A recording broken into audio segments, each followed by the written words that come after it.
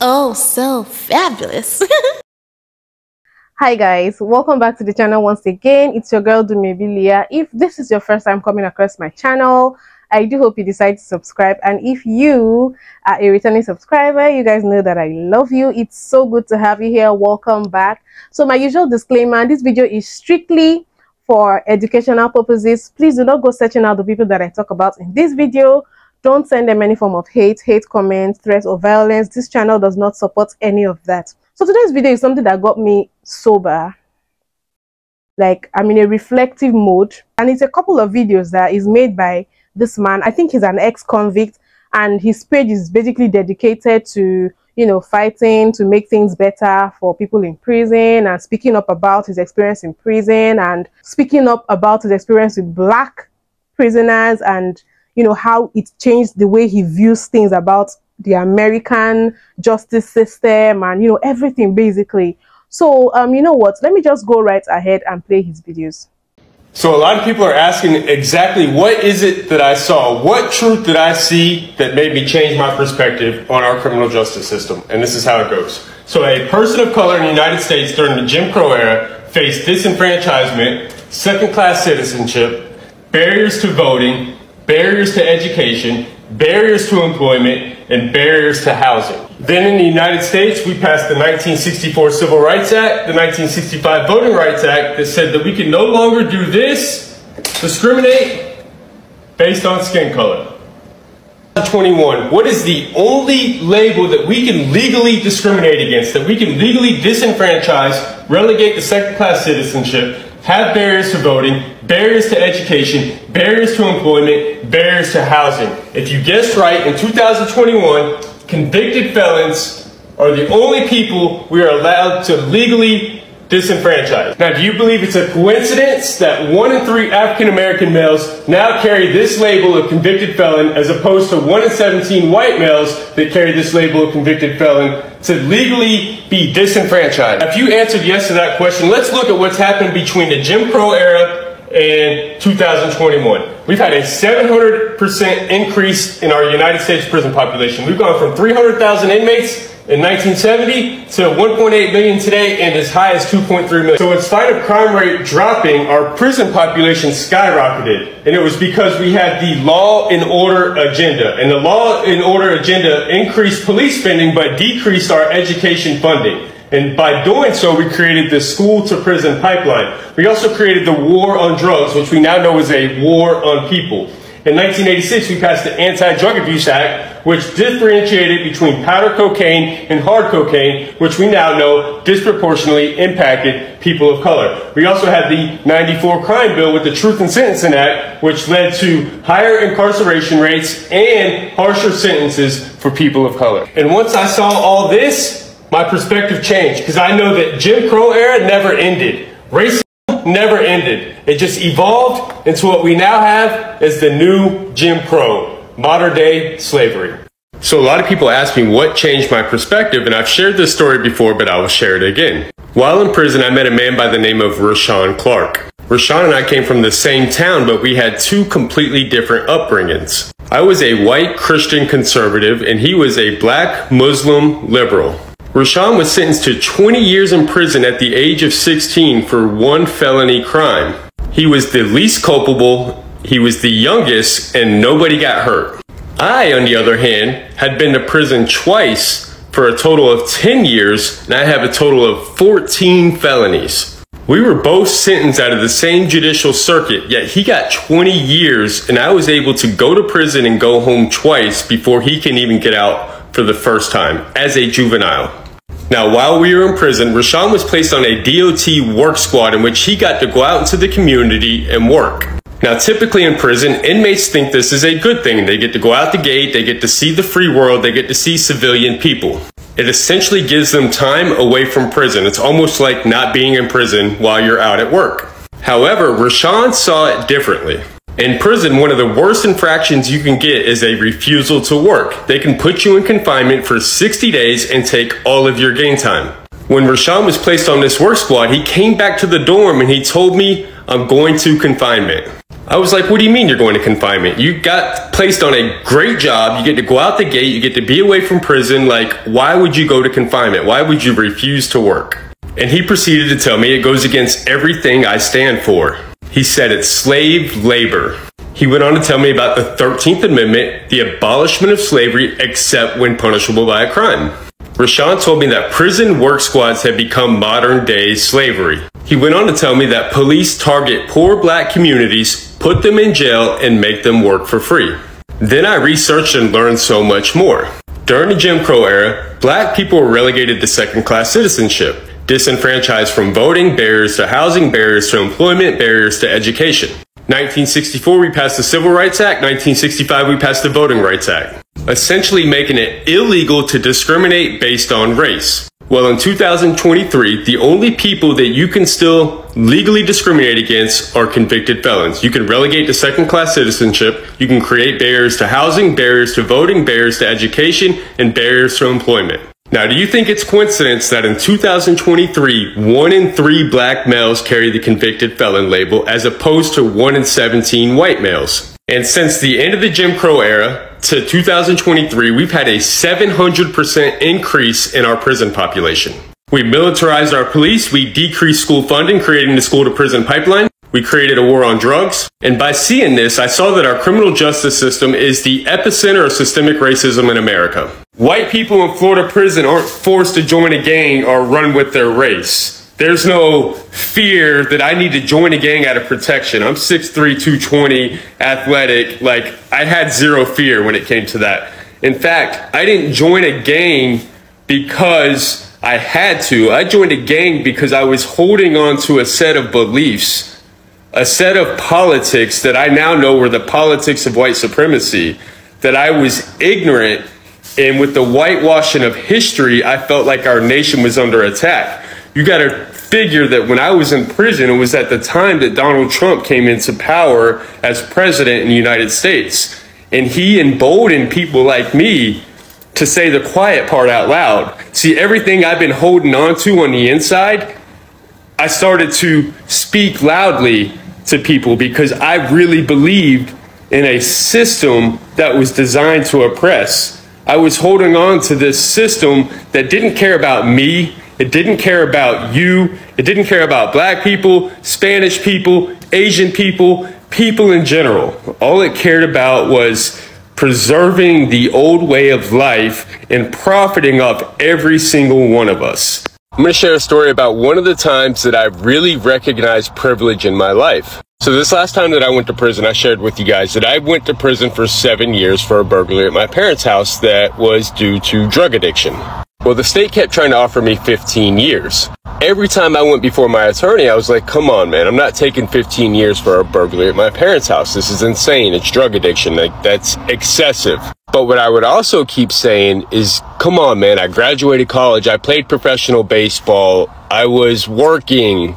I'm not a career criminal like those people. I'm not a drug dealer like those people. And then it hit me like a ton of bricks. I had squandered so much opportunity that those people would have loved to have. Then I got to prison. I met a guy who was serving 20 years for selling drugs. And I said to him, I said, I could not imagine living my entire life not working out here on the streets selling drugs. And him and I became pretty good friends. And he said to me, he said, I could not imagine having the luxury of stealing from my parents because I was out here hustling trying to provide for them. Privilege doesn't mean you're not going to have struggles or setbacks or hard times or experience poverty. Privilege just means you're not going to experience any of that because of the color of your skin. Privilege is growing up in a system that was 100% designed to benefit you. Privilege is the whitewashing of history. Privilege is somehow thinking that because you squandered so much opportunity in your life that you deserve to be shielded and protected from the law. First of all, the level of dedication he had, you know, having the whole drawing board and writing all that stuff. I feel like when somebody watches his video, you definitely understand the message he's trying to pass. It's as clear as day. What he said is something that is happening. Like, the fact that the powers that be took their time to create these systems years ago, and even till now, it is still working for them. Wow. Before I talk too much, let's just go ahead and play some stitches to his videos. Made me change my perspective. Great explanation. That was some very good lessons in that video. But I want to add to the point of what this person just said. Also, not only is it that all those are in place and how we're imprisoning people, but I want all of you to go and look up the 13th Amendment. Go look up the 13th Amendment as soon as you get a chance. Once you look at it, you will see at the end of the 13th Amendment that there's an exception for slavery. Yes, for slavery, for incarcerated people. That means that slavery was never truly abolished in this country. That means it is still legal. And with the amount of policing that we have in this country and the amount of people that are growing and being put into our carceral state in this country, that means that we are having more and more enslaved people as we speak. And every single time they say that we're going to fund the police even more, guess what? That means that they are making more conditions to enslave more people. Also, remember this. Black people are the trial run. Black people are the canary in the coal mine. If they're doing it to us, that means they're going to do it to you. So if you're white, you also need to pay keen attention to this, because guess what? They did chattel slavery to us. Guess what? They're going to do it to you too, because there's too many of y'all for them to not make profit off of. Be wise and wake up, because guess what? This is their plan, to enslave you. That is the goal of capitalism, slavery. And it's not going to change unless we up in the system, flip that table over and remake the system in the way the workers and the poor want it to be. A system that is good for all, not just for a small few. What truth did I see? Watch that video. We've been trying to say it, right? We've been trying to tell people everything he said in that video. Spot on. The only thing I wanted to add was, this is why lineage is important, right? For the same reasons that I tell you not to identify as, or allow others to identify you as, terms like people of color, minority, BIPOC, so on, right? It comes down to lineage. See, this is how they get away with it, because I just had someone ask that question just recently. Well, if it's about race, then how are black immigrants and people of color and immigrants of people who are people of color that come here, how are they able to succeed if the country is so racist, if the system is so racist? It's because it's about lineage. It's about those who were previously enslaved, who were so-called emancipated, and then entered different eras of slavery, sharecropping, convict leasing. It goes on and on, right? So nothing really has changed. When they said that they couldn't do certain things to people of color or colored people, they're talking about color. So they can do things to people that have a distinctive, specific lineage, though. And that's why you will see African and Caribbean immigrants come here and succeed. You will see what they call people of color immigrate here and succeed. Because everything that was built and created, this entire system, please understand this, because slavery was happening prior to the independence of America. This whole entire system was written based on slavery of my people. Pay attention. Our criminal justice system. Dude, I'm gonna make this clear from the perspective of a Mexican avocado farmer, okay? I know a thing or two about the drug trade and about this war on drugs. So here's the truth. They're not really hiding it. And this is around the time where history classes stop. 1964 Civil Rights Act. 1 year later, the death of Malcolm X. A few years after that, you have the Civil Rights Act of 1968. This is the one that we really recognize. Also, arguably the one that created urban reservations. Then a month later, the death of Martin Luther King Jr.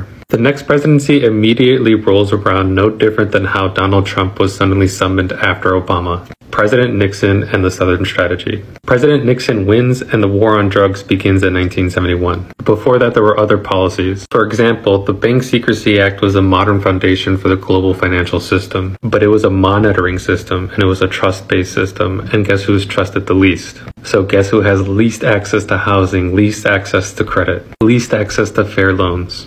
And this is particularly why, Bitcoin and crypto folks are, so fanatic. It's a system that is designed where we're actually trusted not to be criminals. Right now, everyone is essentially always scanned every time they use their credit card, their Visa card, or whatever. They're scanned to be determined as a criminal or not. I work in this industry, so I know what this is. So yeah, that's the drug war, and it's been persisting for quite some time. It's based on agricultural patterns, right? You'll have the coca leaf in Colombia, it'll ship upwards, we're going to buy cocaine. It doesn't matter if it's crack or cocaine, you know what I mean? Like, it doesn't actually matter to the people that it affects, so. And that really kind of summarizes the entire story behind modern critical race theory. So it's not really much of a pattern that, certain types of people in the country want to ban it from schools. Modern day slavery. Oh, brother, brother, brother, there's far too many of you dying. Sorry, man, you got me singing Marvin Gaye, and I don't know why. Way off key, I admit. But y'all, I love when somebody does their homework and has nothing but facts. I love facts. I do not remember if that book alluded to this or not. But since you said racism never ended, neither did slavery, y'all. It just changed forms. So, a while back, the San Jose Mercury News alluded that the CIA was working with drug cartels to supply crack cocaine to black neighborhoods in LA, effectively creating a ton of crack addicts, then who we could lock up so they could be slaves. They tried walking it back, but the damage is done. The truth is out there. Know the truth will make you free. Love you, brother. Criminal justice system, and this is how the truth that has shaped my opinion of the criminal justice system, of which I'm a member. I'm a disenfranchised, 5-time convicted felon, served my time, been out for 20 years, and still deal with the repercussions of my choices when I was young.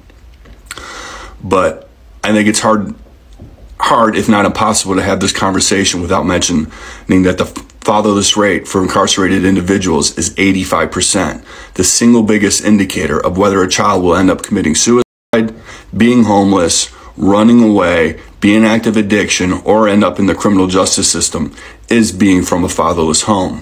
From 1965 to 2021, the fatherless home rate for the black community went from 24% to 64%. For the white community, 3.1% to 24%. We talk about having more people incarcerated in the United States than anywhere in the world, but we also have the highest rate of fatherless homes. In China, that number is 3.1%. In India, it's 4%. The world average is 7%. We are over three times the world average for fatherless homes. So until we begin to have that conversation and the need for a child to grow up with a father in the home, we're not going to be able to change our prison numbers or our stat numbers. Well, much you said is true. The crime bill, all that did negatively affect those in poor communities, and that is without a fact undeniable. But I think the largest single biggest indicator is fatherless homes. So we can say privilege is because of color, privilege is because of where you grew up, but the single biggest indicator of privilege is whether you grow up with two loving parents and the ability to grow, mature, develop without trauma in your life. That is privilege.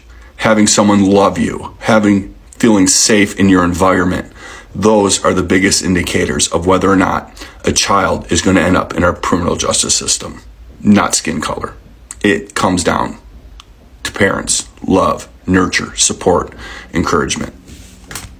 So we've heard what everybody had to say. I first of all have to commend the original poster, for taking our time to speak up, because he talked about how his orientation about the way America is being run and about black people changed. He said he is a white Christian conservative man, And then when he was in prison, he met someone who's like the direct opposite, a black man who is also a Muslim and a liberal. So when he was able to compare the prison sentence and the crime that both of them had done and all of that, he found out that he was more deserving of a harsher, prison sentence. But it was not that way. It was the black guy that had a harsher prison sentence. And it was by interacting with this same black guy that he found out that they are in the prison. They are basically doing slave labor because it's free labor for the benefit of America, right? And then it now helped him understand why the rate of incarceration of black people is higher. It just helped him understand why. It just makes me think back to some years back, years ago, before I, started researching this whole thing about racism, history, the African diaspora, before I got into this level of consciousness that I am in right now. So there was an African American person that sent me a friend request on Facebook, and I accepted. And then when he was introducing himself to me, one of the first things he said after telling me his name was, I'm trying to remember the exact way he put it. He said, my name is so-and-so, I live in so-and-so, I ain't got no kids, and I ain't never been to jail. I ain't never been to jail. I'm sorry, I probably am murdering the AAVE. Please don't be offended. But he was basically telling me that he doesn't have kids, and he's never been to jail or prison or whatever. And I found it odd. Like, why is he telling me that? Is that the sort of thing you tell somebody when you're introducing yourself to them? Like, over here, nobody does that. I've never heard anybody introduce themselves and say that. And I was like, there must be a reason this person is saying this to me. And this video makes it make sense. All the knowledge that I've acquired during this whole journey for me, that I am beginning to realize the way things are for our African American cousins, it makes me understand why he introduced himself that way, because it just lets you know that him saying I never been to jail, it means there are a lot of them that have been to jail. For him to have said that, like it was a badge of honor. So this whole video just it makes everything is coming together to me right now. And a lot has been done to make sure that it is African Americans that have harsher prison sentences and also have a higher rate of incarceration. A lot has been done. It is strategic. It's just really sad. What is the way forward knowing this? We know this.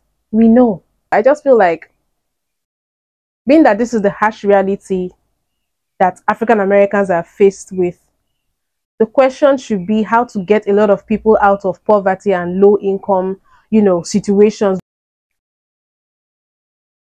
I don't even know what to say. I feel like this is Jim Crow. This is Jim Crow disguised.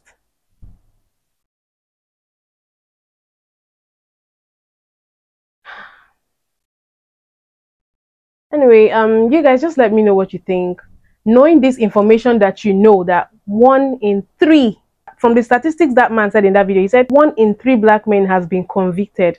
But on the other palm-colored counterpart side, it is just 1 in 17 men. And to think that black people are 13% of the population or thereabouts. Can you see the comparison? It's alarming. It's alarming. You guys, let me know, what do you guys think could be the solution? What can the black community do to reduce the rate of incarceration of our people? Please just let me know what you think in the comment section. Also, please don't forget to give this video a thumbs up, share as well. You guys have been sharing my videos even without me asking. I really appreciate it. Thank you so much. And don't forget to give this video a thumbs up, subscribe as well, and I will see you guys in my next video. Bye.